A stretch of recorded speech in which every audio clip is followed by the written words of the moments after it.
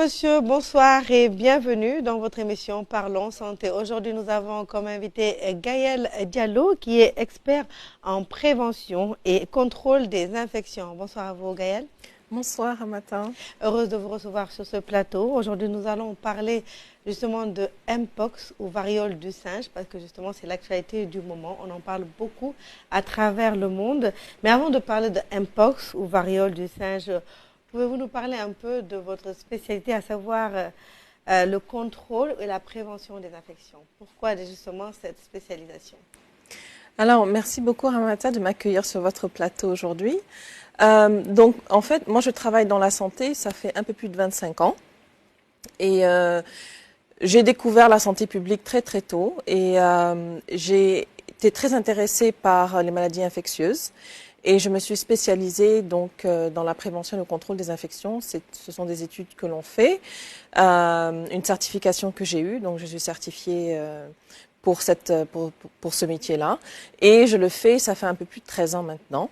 Et j'ai une passion donc pour tout ce qui est maladies infectieuses, pour tout ce qui est éducation également de la population, des communautés et mettre en place les structures sanitaires adéquates. Éducation des populations, ce qui est très important aujourd'hui dans notre société et dans le monde, avec justement toutes ces maladies qui émergent, avec ces virus dont on parle beaucoup, à savoir déjà le Mpox ou variole du singe.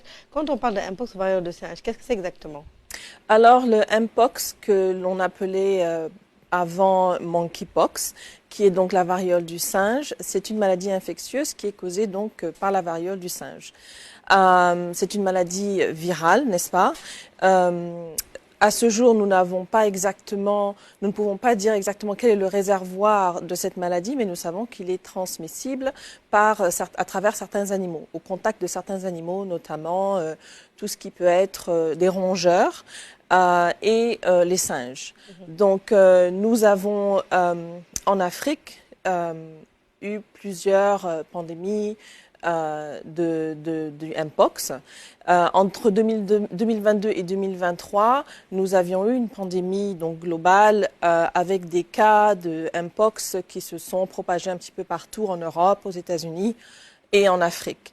Donc depuis le début de cette année, 2024, nous avons eu une pandémie qui avait commencé donc au Congo, en République démocratique du Congo, avec plus de 1000 cas et avec un taux de mortalité assez élevé. La différence cette fois-ci, c'est que nous avons des pays, notamment à l'est du continent, qui n'avaient jamais eu de cas de Mpox durant les précédentes années.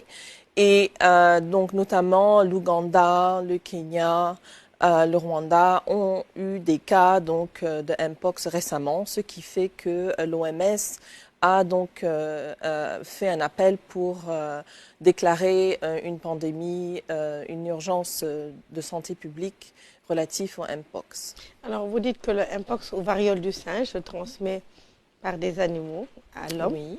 Mais aujourd'hui, une fois que cette infection, que l'homme est atteint, comment se fait cette infection ou cette contamination de l'homme à l'homme? Alors, la contamination de l'homme à l'homme, c'est par contact direct.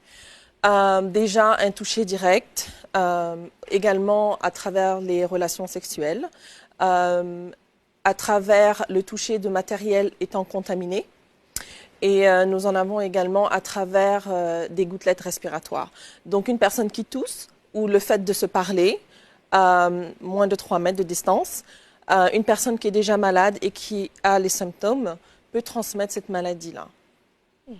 Et comment également, quand on parle également de l'infection ou de la contamination de l'homme à l'homme, une fois que comment déjà on reconnaît cette maladie? Quels sont les symptômes qui montrent? Ou est-ce qu'il y a des symptômes visibles déjà chez l'homme qui montrent que telle personne a la variole du singe? Ou bien est-ce qu'il y a des symptômes, d'autres symptômes qui feraient douter certaines personnes ou l'entourage pour justement faire consulter? Donc, déjà, à partir du moment où une personne pense qu'elle a été en contact avec un cas, d'accord? Donc, le cas se présente comment? Les symptômes, nous avons donc une éruption cutanée bien particulière. La personne peut avoir beaucoup de fièvre, des douleurs musculaires, notamment le bas du dos, peut aussi tousser, Donc les éruptions ne peuvent pas juste être cutanées, elles peuvent être aussi au niveau des muqueuses. D'accord, on a une inflammation au niveau des muqueuses buccales.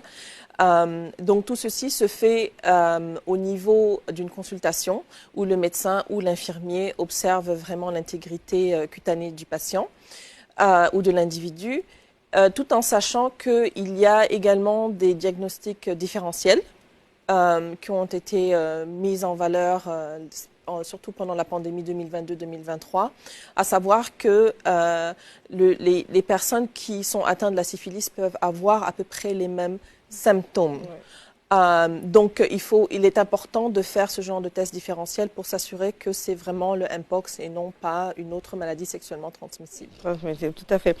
Et par rapport justement à cette maladie, vous avez dit tout à l'heure que l'OMS justement a alerté pour dire qu'on a eu des cas dans certains pays. Est-ce à dire qu'il y a de quoi avoir peur? Est-ce que c'est une maladie dont on doit se méfier? Oui, comme toute maladie qui a un potentiel de se propager très vite, vu que c'est une maladie qui se propage à travers le contact direct et indirect, je pense que c'est très important d'être en alerte, de savoir que quand même dans la sous-région, nous avons des cas en Afrique et également dans la sous-région, et de savoir que voilà à quoi ça ressemble, comment la maladie est transmise et quel genre de méthodes de prévention on peut avoir aujourd'hui. Donc, quand on parle de méthodes de prévention aujourd'hui, c'est déjà savoir identifier quand on a été en contact avec un animal infecté, d'accord, ou une personne déjà infectée, pouvoir se déclarer à un centre de santé le plus proche pour l'indiquer parce que c'est très important. C'est une maladie qui se propage très vite. Donc, on veut pouvoir faire ce qu'on appelle un contact tracing, c'est-à-dire remonter un petit peu la source, voir toutes les personnes qui ont été en contact avec cette potentielle source et mettre en place des mesures d'isolation. Donc, mesures d'isolation, le patient est mis en quarantaine, on observe les signes et symptômes. Les personnes qui ont été en contact avec la personne également doivent être surveillées pendant au moins 21 jours, s'assurer qu'il n'y a pas de signes cliniques et de symptômes qui se présentent à ce stade-là. On parle beaucoup de certaines maladies. On sait qu'il y a eu la pandémie à Covid-19, il y a eu Ebola, il y a Mpox aujourd'hui qui était là, qui est revenu. On parle beaucoup de virus, on parle même de maladies qui n'existaient pas. Aujourd'hui, il y a tout un débat qui se crée autour de ces virus. Aujourd'hui, est-ce qu'on ne devrait pas se poser des questions par rapport à tout cela? Parce qu'on sait que sur les réseaux sociaux, même dans les médias, des fois on dit que c'est des virus créés. Qu'est-ce qu'il en est réellement de tout cela? Alors, je trouve que c'est une question très intéressante parce qu'il faut savoir que depuis la nuit des temps, nous vivons avec les virus. Nous sommes entourés de virus, de bactéries, de champignons. Donc, ça fait partie de notre environnement et nous cohabitons avec cela. Il faut faire très attention à ce que les réseaux sociaux disent et montrent. Voilà, il y a beaucoup de choses. Un excès d'information tue la vraie information. Il faut savoir trier aussi sur le volet. Ce que l'on regarde, ce que l'on entend, ce qui est dit. C'est très important d'aller vers les sources qui sont authentiques. Ouais. Donc, à savoir l'OMS, le CDC, nous avons CDC Afrique, nous avons les ministères de santé, nous avons les gouvernements, les portails de gouvernement où il faut aller recueillir les informations. Ça, c'est un. De deux, changer certains comportements.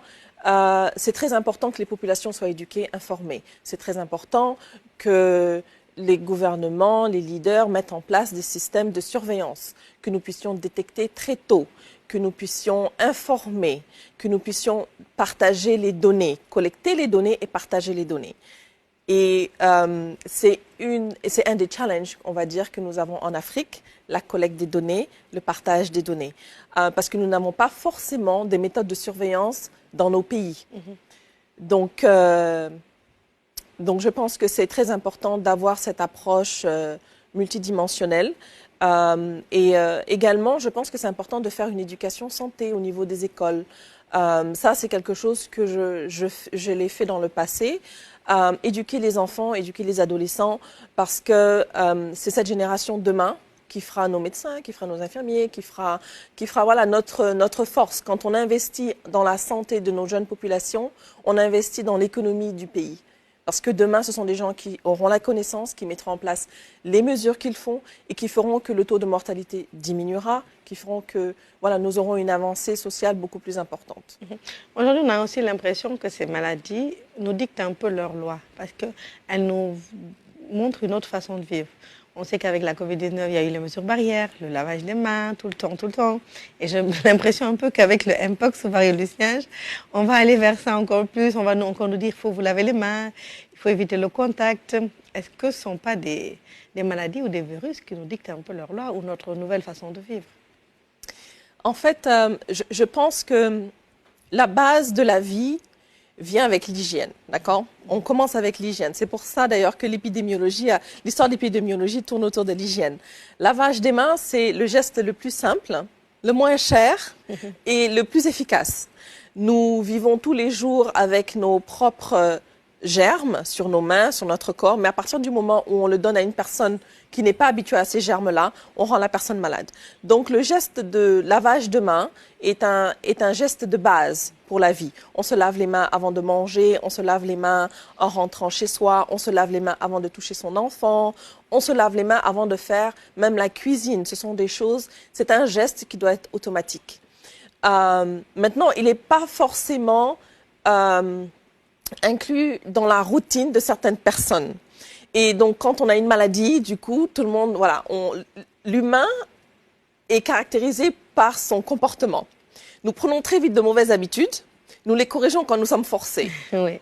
Donc, oui, effectivement, je pense que c'est très important. Et encore, c'est là où on parle de l'éducation civique, où tu dois enseigner aux enfants, lavez-vous les mains avant de rentrer en classe, lavez-vous les mains après être allé aux toilettes, avant de manger. C'est une éducation qui devient un réflexe quand on commence très tôt. Et on doit le faire, on doit encourager et on doit expliquer le pourquoi on le fait. En tant qu'experte en prévention et contrôle des infections, pensez-vous que ce soit possible aujourd'hui dans nos sociétés? Je sais que depuis quelques années maintenant, quand une nouvelle maman a un bébé avant de rentrer à la maison, le pédiatre vous dicte certaines choses à faire, genre ne laissez pas votre bébé se faire embrasser qu'on lui fasse plein de bisous, demander aux gens qui viennent de l'extérieur de se laver les mains. C'est vrai que dans notre société en Afrique, c'est très difficile de demander à un invité d'avoir ce genre de comportement avant de prendre le nouveau-né. Mais bon, on essaye de s'adapter. Est-ce qu'il ne faudrait pas aussi, comme vous dites, aller plus loin, vraiment mener des campagnes de communication et de sensibilisation sur ce genre de comportement? Parce que quand on sait qu'au Sénégal, quand quelqu'un vient chez vous également, que vous essayez de lui faire comprendre que quand vous revenez, quand vous rentrez dans la maison, enlevez vos chaussures parce que en fait, vous avez marché sur plein de choses très désagréables dehors que vous allez transmettre. Donc vraiment pour respecter cette hygiène que vous avez mise dans votre maison, en nettoyant, en désinfectant, en faisant tout ce qu'il faut vraiment pour éviter certaines maladies, est-ce qu'on ne devrait vraiment pas mieux éduquer encore nos populations et ne pas toujours se limiter à « nous sommes des Africains, ça c'est des trucs, ça ne va pas nous arriver » ou bien « nous on est trop bien immunisés pour ce genre de choses ». Oui, je pense que c'est effectivement une autre approche, l'approche communautaire avec le support, bien sûr, de nos leaders, de nos dirigeants, parce que c'est très important de les avoir, de faire ce genre de campagne. C'est important d'avoir également, et je vais pousser un petit peu plus loin, au niveau de nos hôpitaux, oui. Les structures qu'il faut d'hygiène. C'est vrai.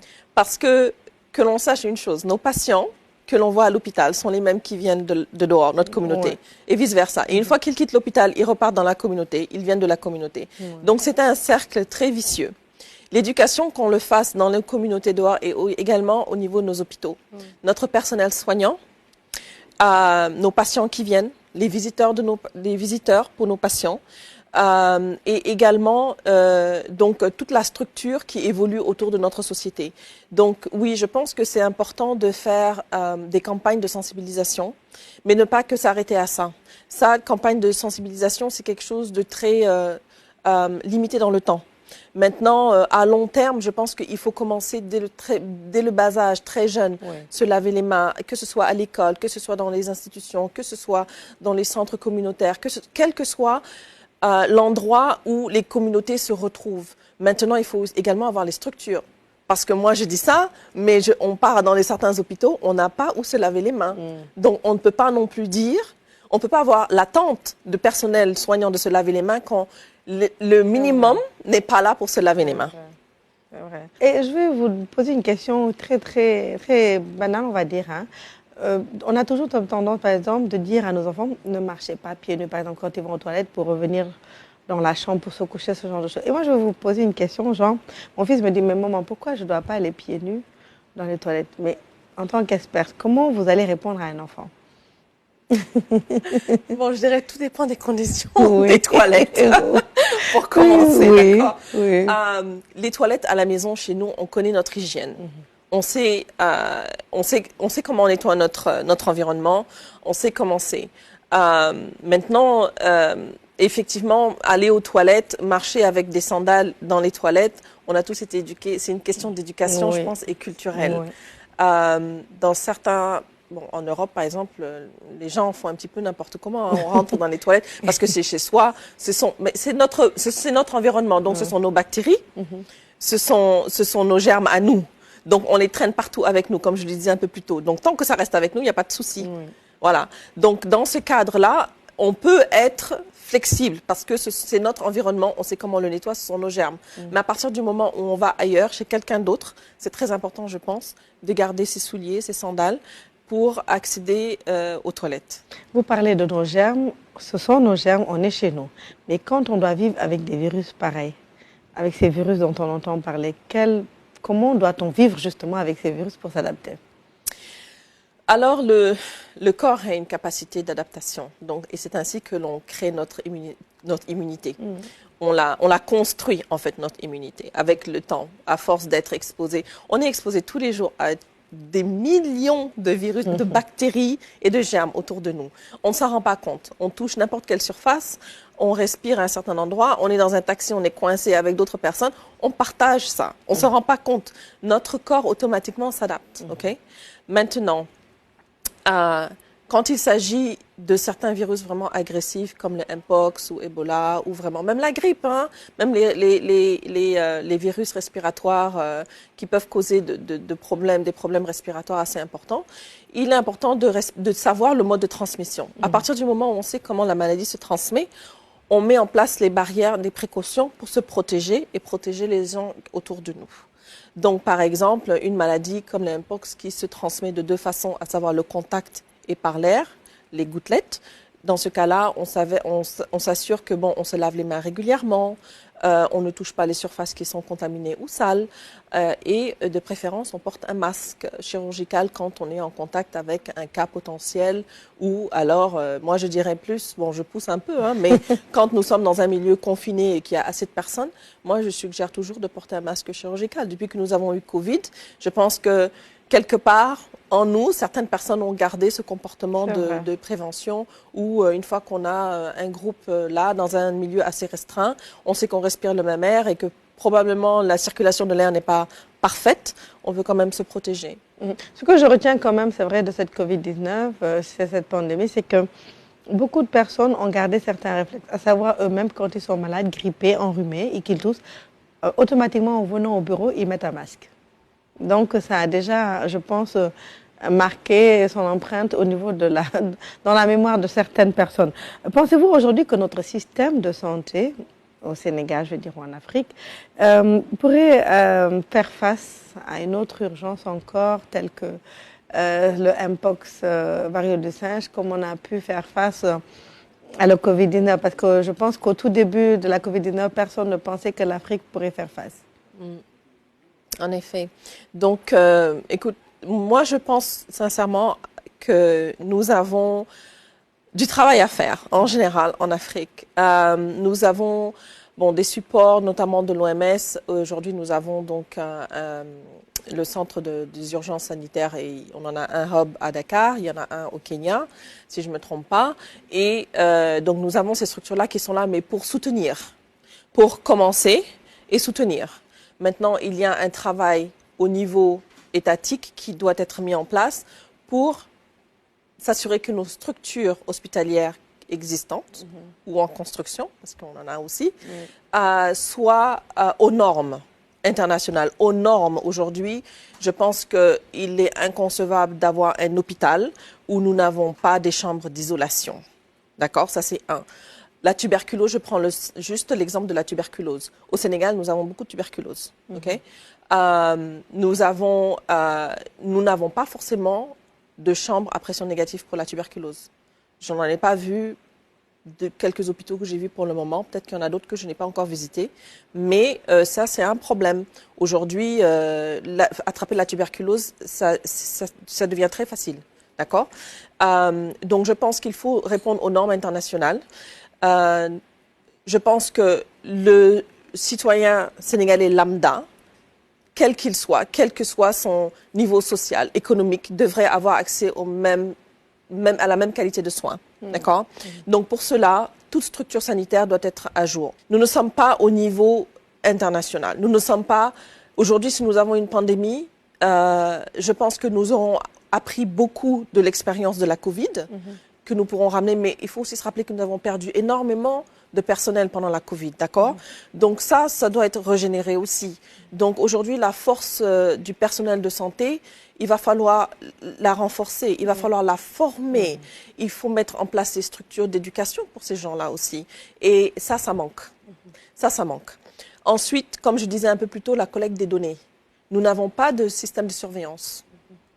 Nous ne pouvons pas collecter, nous ne savons pas vraiment aujourd'hui quel est le pouls de nos infections ici, même au Sénégal. Nous avons des chiffres comme ça, mais concrètement, nous n'avons pas vraiment une valeur quantitative nette qui est vraiment sûre pour nous dire que voilà ce que nous avons. Parce qu'une fois que l'on surveille, que l'on collecte les données, on peut se préparer.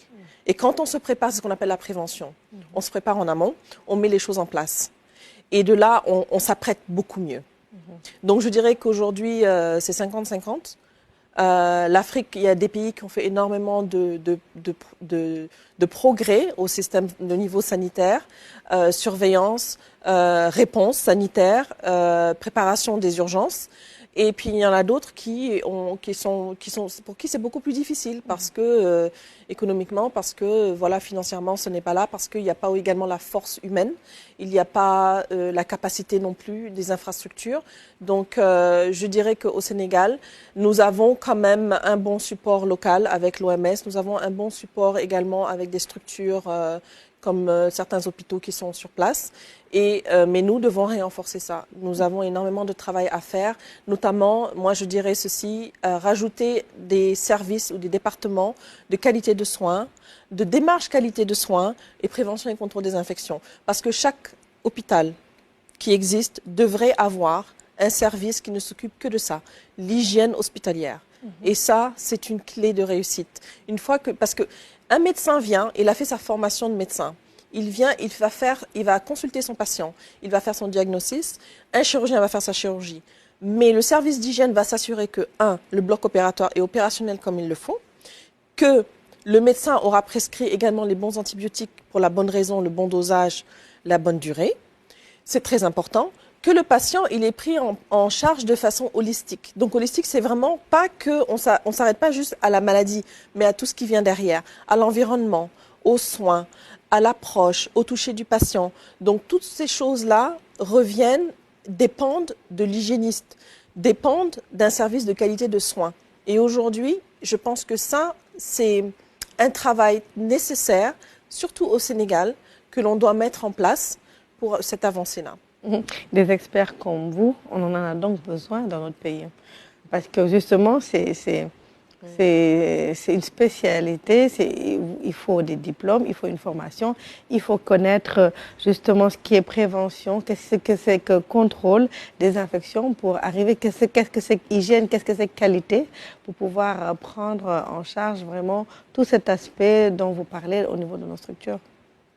Oui, en effet. J'ai eu le privilège et l'honneur de rencontrer un médecin infectiologue ici à Dakar qui a quand même mis en place une telle structure dans son hôpital. Et donc, je peux le dire, hein, c'est l'hôpital de Dalal Jamm. Et je trouve que c'est un travail formidable. Effectivement, c'est, comme on dit, c'est le tip of the iceberg. C'est juste la pointe du iceberg qui est mis en place. Il y a un énorme travail derrière ça, derrière tout ça qui a besoin d'être fait. Il y a besoin de former ces gens-là. Donc, c'est pas forcément des médecins, ça peut être des infirmiers également. Ça peut être des radiologues, ça peut être tout ce qui est auxiliaire de soins, paramédicale, mais c'est très important d'investir dans cette catégorie-là de personnel. Ce sont des soignants qui connaissent très bien la santé, qui ont une connaissance de la santé, mais qui ont un regard différent. C'est-à-dire un regard d'hygiéniste, c'est nous voyons ce que les autres ne voient pas. Ouais. On a le regard extérieur, on regarde une scène et on trouve tous les défauts qu'il y a autour et on est là pour arranger ça. On est là pour donner des conseils, on est là pour former et éduquer. D'accord. Merci beaucoup, Gaëlle Diallo. Je rappelle que vous êtes expert en prévention et contrôle des infections. Nous avons parlé aujourd'hui avec vous de Mpox, ou variole du sein, mais également de l'approche qualité-hygiène dans nos structures. Et aujourd'hui, est-ce que l'Afrique pourrait faire face? Je pense que oui, comme vous l'avez dit, mais avec encore plus d'amélioration pour aider encore notre système de santé à faire face en cas de pandémie. On ne le souhaite pas. Mais en tout cas, merci de votre aimable attention. Excellente suite de programme sur la RT.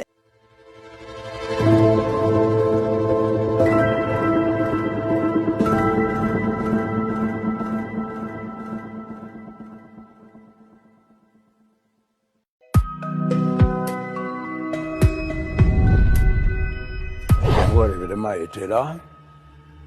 Moussa Fagnas était son directeur de cabinet. Alors j'ai dit à Moussa Fagnas de dire à Senghor que je voulais le voir, qu'il m'accorde une audience. Et il a accepté.